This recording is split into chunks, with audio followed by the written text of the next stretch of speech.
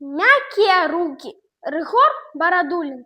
На белом свете жили две сеструли. Одного батьки, одной матулі. А лёсик звычайно дзяліў адпаведна.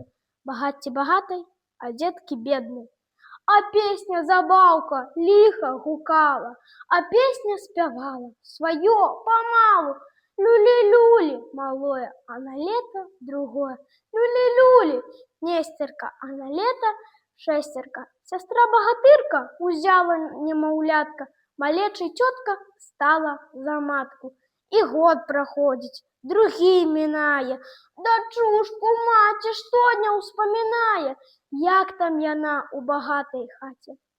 Пайшла праведаць дачушку маці, а частавалі сытой, салодкай, ідуць праводзіць за рэчку цётку.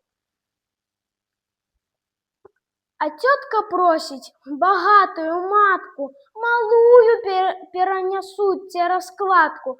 Малая й кажа, а словы здакукі: мама, а ў цёткі мякчэйшыя рукі.